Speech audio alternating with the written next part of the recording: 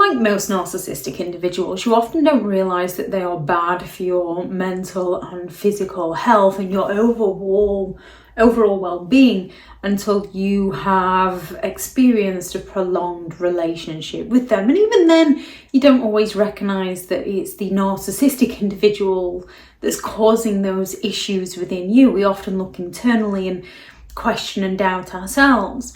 When it comes to narcissistic people, be it your parents, your friends, your colleagues, your partner, they have their moments of treating you well. And when you enter a relationship with a narcissistic friend, in the beginning, they can latch on and be there for you like no friend has ever been there before.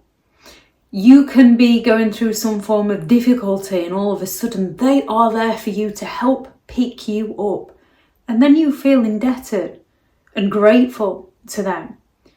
When narcissists form any friendship, these dynamics are still centered on the narcissist's need for dominance and control, their need for admiration and validation. There's lots of characteristics of narcissistic friendships that we simply aren't aware of because we've not experienced it. We don't realise what we are getting into until we are out of it. So a few warning signs of a narcissistic friend. Now, in the beginning, they can be very attentive in listening to you and getting to know all about you so they can mirror you, so they can be there for you. So you seem like you've built a genuine connection with them. However, you'll notice soon enough that their conversations suddenly become very self-centered. Narcissistic individuals often go all out to dominate conversations, to steer the focus back onto themselves, either to take the credit or play the victim on how they've suffered far worse. They rarely show any genuine interest because they lack the empathy to genuinely care. So they rarely show any genuine interest in other people's lives unless it somehow benefits the narcissist or reflects positively on the narcissist. Friends might feel like they're always playing the role of the listener or the supporter to the narcissistic individual, and the narcissist will go all out to take the spotlight. Narcissistic individuals use people, including their friends, for their own gains. They can turn their friends into their enablers and their flying monkeys. Narcissists see relationships as transactional. Every action is a transaction. Narcissists maintain relationships with people who can provide the narcissist with something, whether that is status, connections, resources, attention, validation, support. And once a narcissist feels that a friend is no longer useful, they will distance themselves and discard themselves from the friendship. And we can often think that perhaps they've just got busy because life happens, and we respect that in friendships. However, with a narcissistic friend, you'll often find that they turn up and check in on you when they want something from you. There's usually that lack of emotional support. They can seem supportive in the beginning when they're latching on like that parasite. Yet, once they've got you where they want you, they will demand constant attention and support, yet they will rarely give it back. It's not a give and take situation with a narcissist. They might give in the beginning, but only so they can take later down the line. They expect to be able to do the bare minimum and extract the maximum. When friends need support or advice, a narcissist might potentially, if you can potentially succeed at something, the narcissist might give you some constructive feedback, seemingly to help, but it actually is done in a way where it's going to sabotage you because they don't want you doing better than themselves. They can seem dismissive to anything that's going well in your life. They can seem uninterested unless they can take the credit, or they can make the situation about their own experience. Narcissistic individuals enjoy a good gossip. Narcissistic friends enjoy gossiping and triangulating people and ruining people's reputations. Those who talk to you about others will more often than not be talking about you to others. Narcissists go all out to create tension and competition between people, gossiping and sharing secrets, pitting people off against each other, dividing people so that the narcissist can conquer. This manipulation helps the narcissist maintain control over the friendships, and they keep friends from being able to discuss what's truly happening. A narcissistic friend will often exclude people, yet they can do it in a way of how it was just for your own good, for your own benefit. They're often incredibly envious of others. We can all feel pangs of jealousy, but we don't usually want to sabotage or destroy it for another person. A narcissist does. Narcissists can be highly envious of others, often believing and creating scenarios where the narcissist believes that others are envious of them, that everybody wants to be around them, that everybody wants to be with them.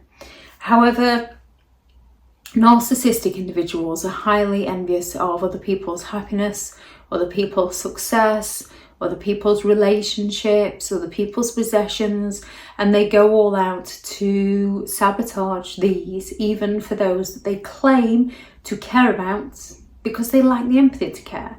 They've latched on usually for benefit of something, and when it's not benefiting them and they feel envious, they destroy. Usually the very thing that a narcissist is envious of is what attracts them to you in the first place. And if they can't join you for the ride or take it from you, they destroy it for you. They have deep insecurities. They desire to be the most admired. And they want to be the most accomplished in the group. And if they're not, they go all out to destroy the person who seemingly is. They will display a lot of inconsistent behaviour. Narcissistic friends, like narcissistic parents, partners, siblings, will flip between being charming and helpful and kind and attentive to being cruel and falling silent on you and disappearing on you and criticising you. They can be overly affectionate one minute. They can be in your face and not give you any time or space. One minute showering you with praise and attention, to quickly turn cold and critical and silent and disappear on you, manipulative towards you, threatening you, especially when you're no longer catering to their demands. They tend to lack respect for your personal boundaries. Narcissists feel entitled to have everything their own way.